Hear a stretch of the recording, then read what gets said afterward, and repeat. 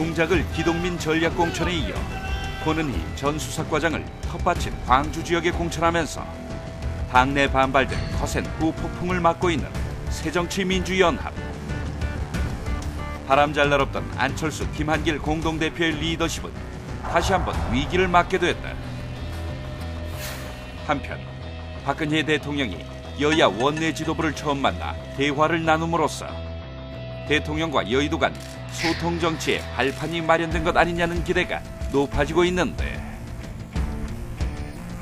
김정은의 건강 이상 신호를 이례적으로 공개한 북한의 속내까지. 새정치민주연합 박지원 의원과 이야기한다. 네, 박지원 의원 모셨습니다. 안녕하십니까? 안녕하세요. 안녕하세요. 서울 동작을의 기동민 후보는 박지원 의원도 거기에 일조를 했습니까? 어떻게 됩니까? 광산을에 나가는데 일조를 했죠. 아, 근데 엉뚱한 데 좀 간 거예요? 저는 늘 허물을 킵니다. 아, 그러니까 광산을에 이제 가는 데는 일조를 했고, 예. 이게 어느 순간 자고 일어나 보니까 동작을로 가 있다. 이게 그렇죠. 겁니까? 본인은 안 놀라셨어요? 박지원 의원 본인도? 저도 놀랬고 네. 언론 보도를 보고 전화를 했더니 아, 언론 보도를 보고 전화를 했어요? 그렇죠. 기동민 후보도 굉장히 당혹스러워하더라고요. 예. 그러나 이제는 예. 등록을 했기 때문에 예. 동작을 해서 당선되도록 예. 저도 할 수 있는 모든 노력을 다 바치겠습니다. 근데 왜 이런 일이 일어납니까? 뭐 정당 생활 오래 해보셨으니까 물론 뭐 전략 공천이라는 게 뭐 예전에도 있었는데 이번에 뭐 새누리당도 그렇고 특히 새정치민주연합은 유달리 뭐 이 돌려막기식 이런 게 많은 것 같아요. 굉장히 곤혹스러운 질문을 하시는데 예. 사실은 일주일 전에 제가 이 판에 출연했다고 하면은 두 대표를 공격하겠는데 이제는 늦었습니다. 이미 등록을 마쳤다고 하면은 모든 논쟁은 7월 30일 이후로 하고 이제 우리는 현장으로 가서 승리를 위해서 뛰자 하는 것으로 답변을 대신하겠습니다. 네. 어쨌든 야당 내에서도 반발이 많고 패륜 공천에 이어서 소가우술 공천이다. 오늘 권은희 후보 공천 때문에 그래, 그런 표현까지 나왔어요. 그렇죠. 그래서 참 야당이 박근혜 대통령의 그 인사 실패, 그 불통 인사를 비난할 자격이 있는지 꼭 그렇게까지는 생각하지 않습니다. 네. 저도 권은희 후보를 꼭 이 판국에 이 와중에 공천해야 되는가 하는 것에 대해서는 생각했지만은 이제 공천을 했다고 하면은 또 광주에서도 상당히 지지를 받고 있기 때문에 예. 잘 될 것이다 이런 걸로 대신합니다. 나경원 후보가 지금 거의 압도적으로 앞서 나오고 동작을 있더라고요. 해서. 동작을 해서는. 근데 근데 기동민 후보 도우신다고 하셨는데 이 단일화 노회찬 후보와 단일화가 이루어지지 않으면 이번엔 뭐 10억 피부가살이 터져도 뒤집혀지지 않지 않을까요? 어떻습니까? 뭐 선거 뚜껑을 모르죠. 열어봐야 뭐, 되지만은 네. 우선 인지도가 높으니까 앞서갈 수 있지만은 결국 기동민의 승리를 저는 확신합니다. 네. 그리고 노회찬 후보에 대해서는 대단히 죄송한 표현 같지만은 본래 노원으로 가셔야 됩니다. 그래서 정의당과는 단일화해야 된다 그런 생각 같습니다. 어떻습니까? 이제 뭐 잘 아실 테니까 권은희 전 과장을 이렇게 광주 광산을에 전략 공천한 그 나름대로 또 깊은 뜻이 있을 것 같아요. 뭔가 그래도 생각을 했으니까 이렇게 했을 텐데 무슨 생각을 했을까요? 그 논리 프로세스가 어떻게 됐을까요? 글쎄요, 뭐 두 대표가 벽오등 심은 뜻은 있겠죠. 글쎄요, 뭐 추정을 해보건데 저도 그것을 네. 알고 있지만은 제가 지금 답변하는 것은 당 네 분만 예. 그리고 등록을 마친 상태에서 국민 앞에서 특히 제가 얘기하는 것은 바람직하지 않기 때문에 거듭 말씀드리지만 우리는 모든 논쟁은 이틀 전에 제가 우리 새정치민주연합 네. 의원들 카톡방에도 또 트위터에도 올렸지만은 네. 이제 끝내자. 그리고 현장으로 가서 네. 승리를 할 수 있도록 하자라고 했는데 사실 이러한 공천만 아니었으면 예. 15석 중 지금처럼 좋은 기회가 어디 있습니까? 그러게 말이죠. 두 자리 숫자를 우리 새정치민주연합이 이길 수 있었고 있었을 텐데. 그러면은 혁명적 상황이 일어나는 겁니다. 새누리당의 과반수 의석이 그렇겠죠. 무너지는 거예요.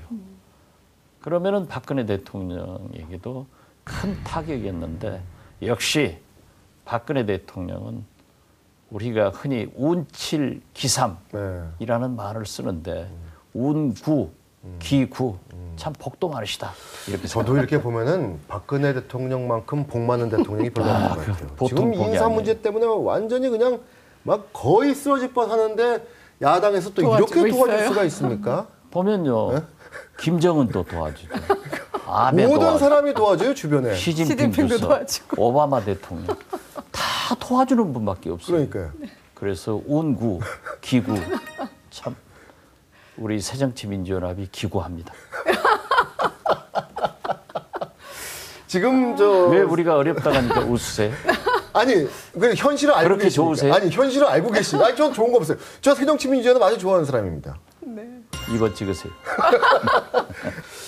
어제 이제 박근혜 대통령하고 이제 야당 이제 대표들하고 만났거든요. 박영선 이제 원내대표하고 만났는데 거기서 박영선 원내대표가 이제 김명수 장관 후보자하고 정성근 장관 후보자는 좀 이제 뭐 쉽게 표현하면 낙마시켜달라 이제 좀 빼달라 이 얘기인데 그게 당의 공식 입장입니까? 지금 어떻습니까? 아무래도 박영선 대표가 거기에 갈 때는 네. 여러 사람들과 의견도 나눴고 저도 또 일정한 조언을 했습니다.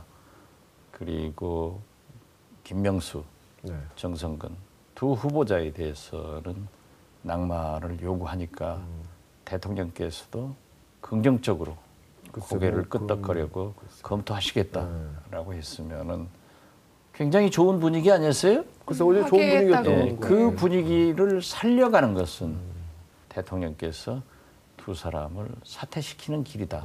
저는 그렇게 보고 오늘 또 보면은 모든 언론들이 김명수 교육부총리 낙마는 기정사실화하고 그렇죠. 이제 뭐 정성근까지 포함이냐 아니냐 장관 이제. 포함자에 대해서도 위증하고 부동산 투자 여러 가지 문제로 부적격하다 하는 거기 때문에 대통령께서 민심이 천심입니다.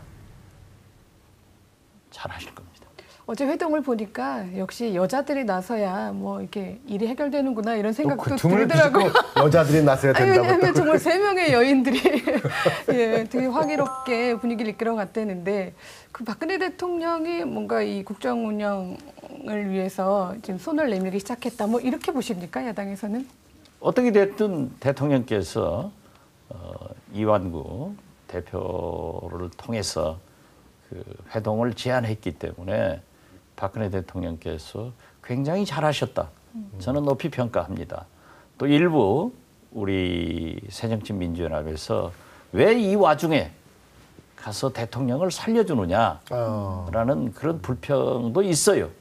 그렇지만 그것은 그래도 국가를 위해서 존재하는 야당이 그런 자세를 갖는 것은 옳지 않고 어제 그 성공적인 대화를 했고 특히 여러 가지 소득을 가지고 나온 것은 박근혜 대통령께서도 이제 소통을 시작해서 본격적으로 새정치민주연합을 통해서 국민의 소리를 듣겠다 하는 신호탄으로 보기 때문에 저는 그 첫 걸음이 김명수 교육부 장관 그리고 정성근 문화체육부 장관의 사퇴로부터 시작한다.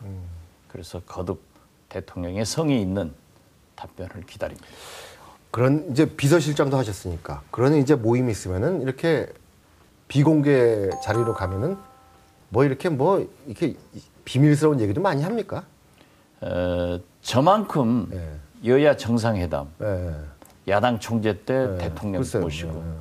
각국 정상회담, 남북 정상회담까지 저는 다 준비해보고 다 해보고 배석해봤습니다. 그러니까 제가 묻고 싶은 건 우리가 아는 그 내용이 전체 한 내용에 한 얼마쯤 됩니까? 과거에 예. 김대중 대통령이 야당 총재일 때 네. 노태우 대통령, 예. 김영삼 대통령 때까지만 하더라도 공개된 이외의 여러 가지 현안들을 해결했습니다. 아. 예를 들면은 그런 건 지금- 우리가 모르는 거죠, 이제. 그렇죠. 예. 예를 들면은 우리 김부겸 예. 의원이 당시 부대변인이었는데 이선실 간첩 사건에 구속이 됐었어요. 예. 그러니까 김대중 총재께서 예. 노태우 대통령에게 경북고등학교 음. 대통령의 후배입니다. 대구 사람이 야당에 있는 것이 민주주의를 생각하는 것 아니냐.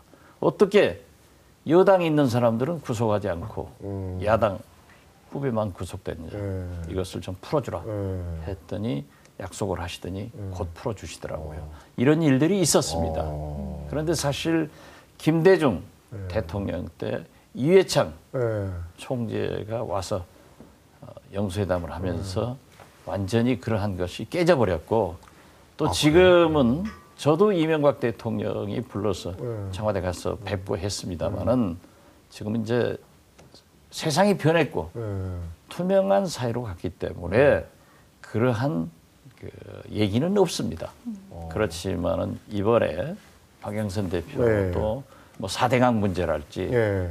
기타 상당히 심도 있는 논의를 했지만은 이것만은 발표를 하지 말아 달라. 이런 것은 우리도 적당하게 넘어가는 그것이 정치 아니겠습니까? 그렇죠. 그것이 대화이기 때문에 그렇죠. 이번에 박근혜 대통령께서 진짜 마음을 활짝 열었더라고요. 아, 그래요? 예. 그러니까 우리가 모르는 뭔가가 최소한 뭔가가 있는 거네요. 거기까지만 물으세요. 아, 그러니까요. 요거 이상은 안 먹겠습니다. 우리가 모르는 뭔가가 있긴 있는 거죠. 뭔가가 있는 게 아니라 굉장히 건설적으로 참 좋았다 이런 생각합니다. 네. 그래서 이 분위기를 이어가는 것이 박근혜 대통령께서도 우리 새정치민주연합도 또 우리 국민들에게 국가를 위해서 필요하다 그렇게 말씀드립니다. 그런 게 좀 있는 게 좋은 것 같아요. 그렇죠. 정치니까. 뭔가 좀 네. 이 비하인드에서 뭔가 좀 있어야지. 다 까발려줘갖고 너도 다 알고 나도 다 안다 그러면 그건 정치가 그러니까 아닙니다. 그건 정치가 아니죠. 뭐 흔히 네. 언론에서 네. 학자들이 네, 그렇죠. 국민들이 바라는 것은 예. 그러한 것하고 정치는 현실적으로 그 다릅니다. 현실은 뭔가 그래도 야 그래도 박지원 의원은 내가 모르는 걸 알고 있구나 이런 게 있어야지. 아니 뭐 정보통신. 다 똑같다 이러면 뭐하러 그게 됐습니다. 뭐하러 높은 사람 되겠어? 예? 출세하려고 그러고. 네. 뭐 북한에 관해서도 좀 그렇죠. 최고의 정보통으로 꼽히시는데 김일성 사망 20주기에 그 금수산 궁전 가는 그 이제 김정은 네, 발걸음이 좀 이상했단 말이죠. 한쪽을 절더라고요. 예. 예. 그 모습을 또 TV로 공개한 참 북한 측도 좀 이해가 안 되는데요. 어떤 사연이 있는 걸까요? 저는 김정은이 굉장히 파퓰리스트입니다. 인기 영합주의를 하는데 물론 그 뚱뚱한 예. 그 몸에 담배 피고 하니까 건강이 나쁠 수도 있겠지만은 이 북한에 가면은 제가 갔을 때 보니까 일주일에 하루씩을 전 주민들을 학습을 시킵니다. 사상교육을 시키는데 김정은이 집권을 해서 30%의 노인들에게 학습을 면제해 줬답니다. 그렇기 때문에 노인들은 김정은을 굉장히 지지하는 거예요. 아 그래요? 그리고 여성들에게도 북한에서는 공식적으로 바지를 못 입게 하거든요. 다 치마 입어요. 근데 공식적으로 바지 입는 것도 허락해주고 심지어 성형수술도 허락해서 굉장히 그런 파퓰리즘, 인기 영합주의 정책을 하고 있는데 그 다리 저는 모습도 소위 말하는 김정은이 말하는 인민들에게 내가 이렇게 과로해서 다리가 아파도 나는 일을 한다 하는 것을 과시했지 않는가 저는 그렇게 봅니다. 그러니까 우리가 모르는 걸 알고 있잖아요. 그러니까요. 더 아는 게 많습니다. 오늘은 여기 정도까지 하죠 뭐. 네 오늘 말씀 고맙습니다. 네. 감사합니다. 네 시사 토크판 오늘은 여기까지입니다. 저희는 다음 주 월요일에 또 찾아뵙겠습니다. 안녕히 계십시오.